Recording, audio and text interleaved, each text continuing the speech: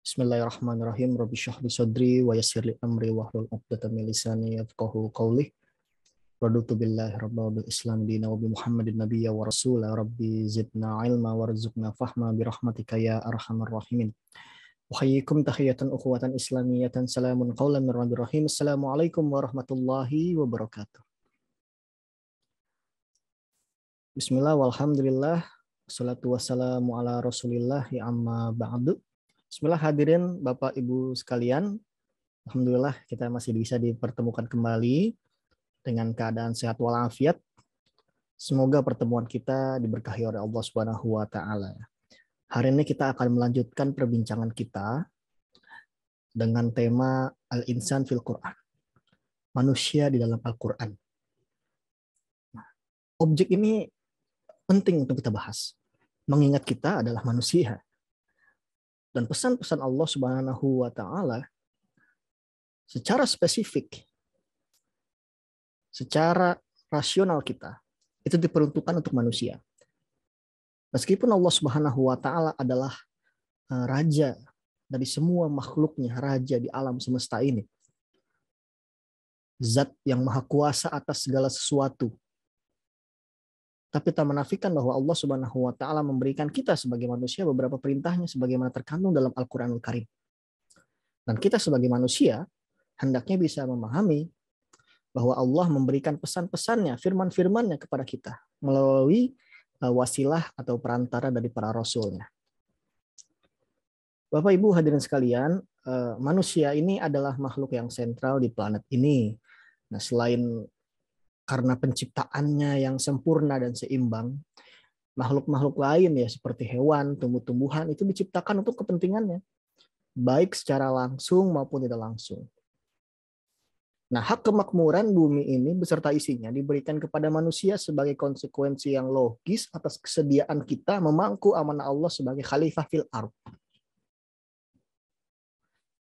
Nah, teringat ya, ketika amanah itu ditawarkan kepada makhluk-makhluk yang ada saat itu di bumi, baik itu ya di langit atau di bumi, seperti gunung-gunung, semuanya menolak dan tidak mampu. Nah, di sini kecuali manusia, meskipun dengan itu ya dianggap manusia itu dulu dianggap sebagai zaluman jahula, makhluk yang zalim dan bodoh. Nah, karena sebagai pemangku amanah ini wajar apabila diberikan keistimewaan, dilengkapi dengan berbagai instrumen pada dirinya untuk memudahkan dalam tugasnya, seperti panca indera kita, akal kita dan kalbu kita. Nah, dengan pemanfaatan secara baik sesuai dengan tuntunan Allah Subhanahu wa taala, maka label tadi zaluman jahula, zalim dan bodoh itu akan hilang, akan tereduksi dan tereliminasi, bahkan tidak ada sama sekali.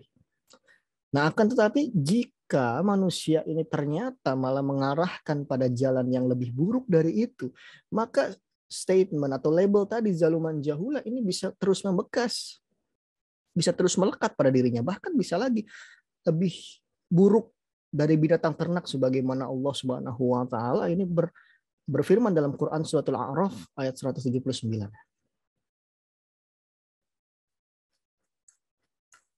Nah, hari ini kita akan membahas tentang Al-Insan fil Quran. Al-Insan dalam Al-Quran, manusia di dalam Al-Quran.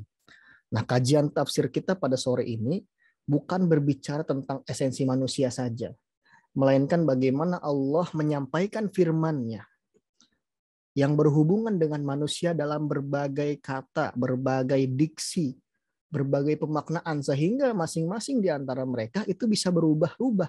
Dalam artian bisa berbeda-beda maksud, tujuannya, bisa berbeda input dan outputnya. Inilah kayanya ilmu dalam Al-Quran, di mana untuk menyebutkan satu zat itu bisa berbeda, tergantung tujuannya. Nah, sesuai dengan judulnya Al-Insan fil Quran. Nah, kata Al-Insan sendiri dinyatakan dalam Al-Quran sebanyak 64 kali, di dalam 63 ayat dalam 40 surah. Yang mana secara umum Al-Insan itu berarti manusia. Nah, ini dia nih. Padahal untuk penyebutan istilah manusia atau human being itu nggak cuma Al-Insan. Masih ada beberapa istilah lainnya seperti al-ins, al-bashar, an-nas, dan bani Adam atau zuriyah Adam. Nah, sekarang kita mulai dari al-insan ya. Karena ini adalah kata yang paling umum disampaikan dalam Al-Qur'an. Nah, istilah al-insan dalam Al-Qur'an ini umumnya digunakan untuk menggambarkan keistimewaan manusia. Manusia merupakan makhluk yang berilmu serta memiliki kemampuan untuk mengembangkan ilmunya karena Allah lah yang memberi manusia potensi untuk itu. Nah, manusia sebagai makhluk itu adalah makhluk Allah yang paling sempurna. Allah memberikan sifat-sifat malaikat dengan kepatuhannya. Allah juga memberikan sifat-sifat jin dengan nafsunya.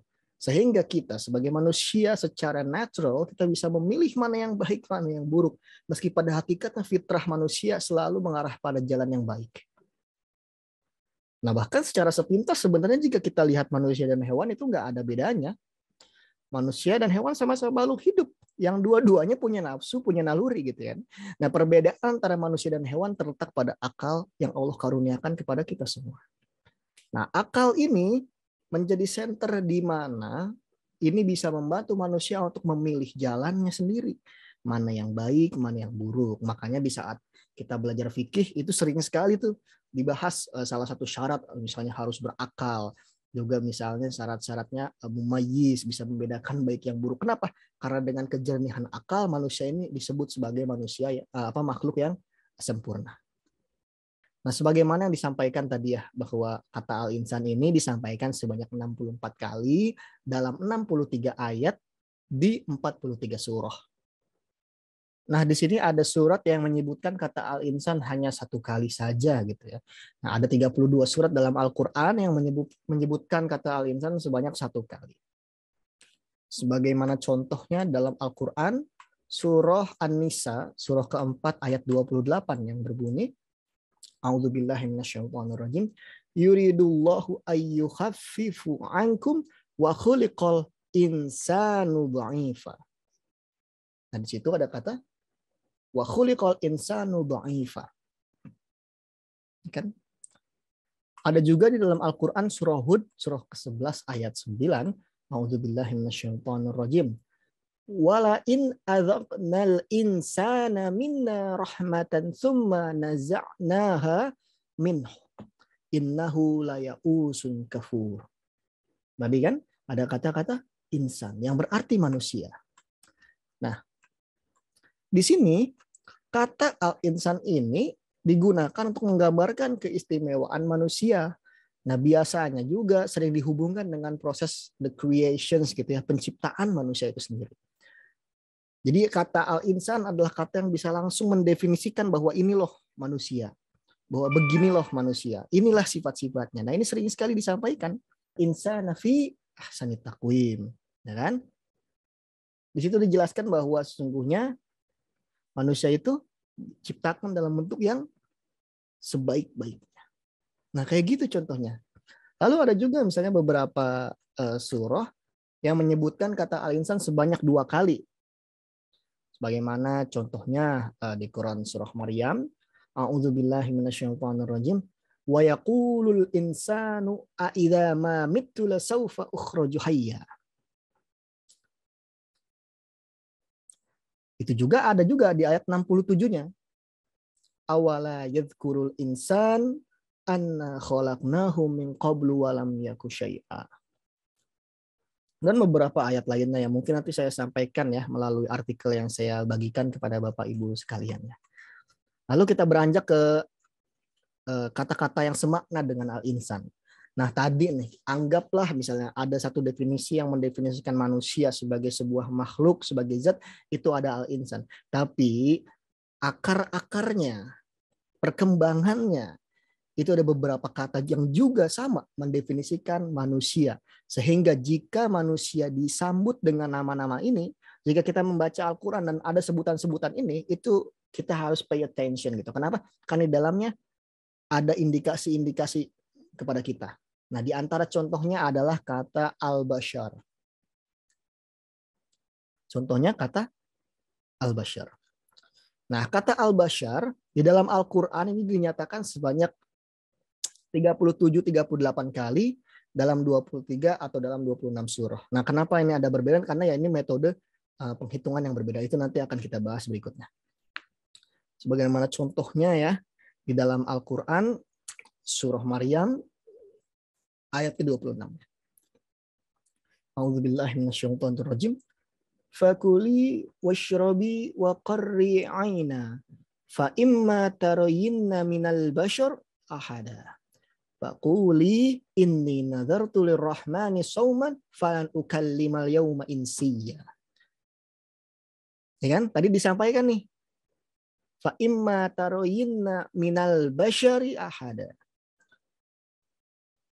Nah, implikasi dari pengistilahan al-bashar ini ya bahwa manusia itu harus menyadari bahwa dirinya mempunyai nafsu, memiliki tugas untuk mengembangkan dorongan nafsu positif dan mengurangi dorongan nafsu negatif agar hidupnya tetap terarah. Nah, di sini statement terbesarnya adalah bagaimana manusia ini mulai bisa mengendalikan dirinya. Sehingga ayat-ayat yang berhubungan dengan itu, maka harus sadar bahwa manusia itu memiliki sifat-sifat tertentu yang mana sebagai seorang manusia itu harus selalu maintain dirinya untuk tetap positif. Gitu. Nah, kata al-bashar sendiri dalam Al-Quran umumnya digunakan dalam menggambarkan sifat manusia yang biological ya, biologis, seperti sifat makan, minum, hubungan seksual dan lain sebagainya. Nah gitu. Makanya tadi dalam contoh Al-Quran surah Maryam ayat 26, di situ ada sifat-sifat manusia. Nih, saya ulangi lagi. Fakulish robi wa qarri aina fa imma taroyinna minal bashari ahada. Fakuli inni nadartu lirrahmani sauman falan ukallimal yauma insiya.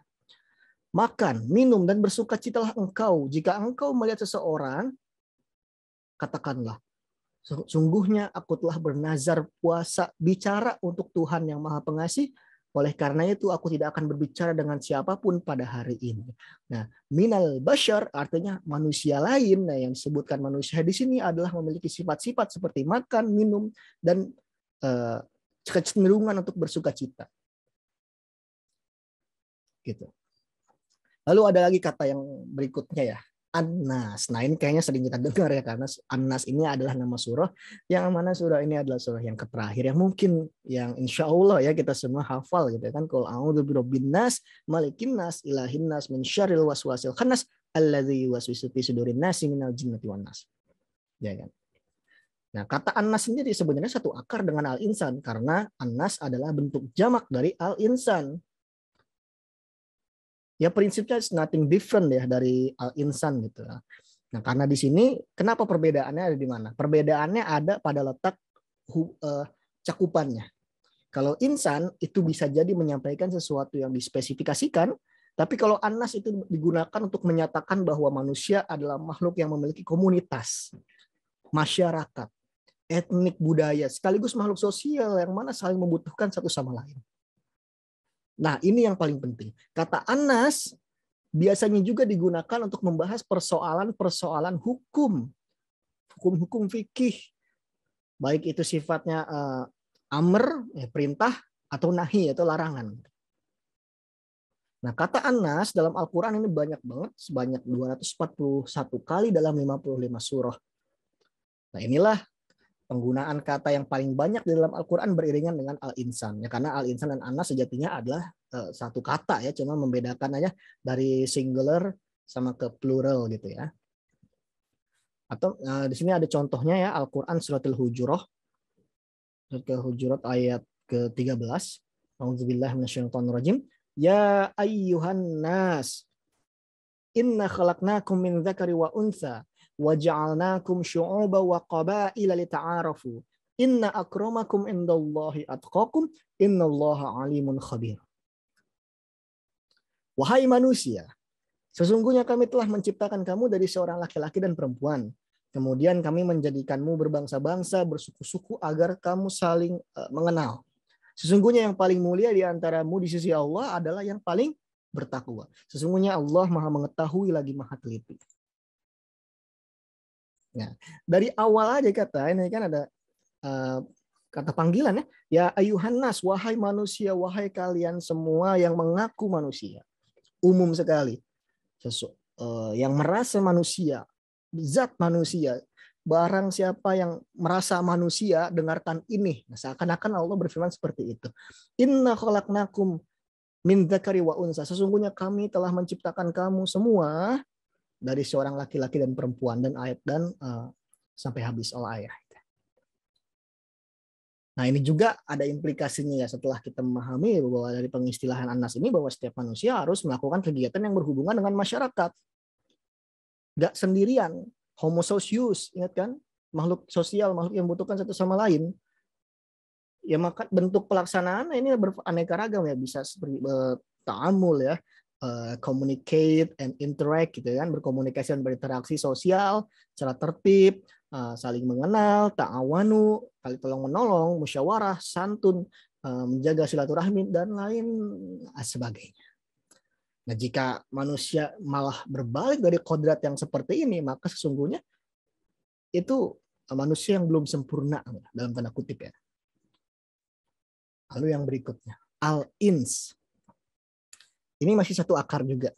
Kata al-ins maknanya hampir sama dengan kata al-insan. Namun di sini akar kata dari al-ins ini lebih ditekankan pada kata an-nasa yang artinya jinak atau ramah.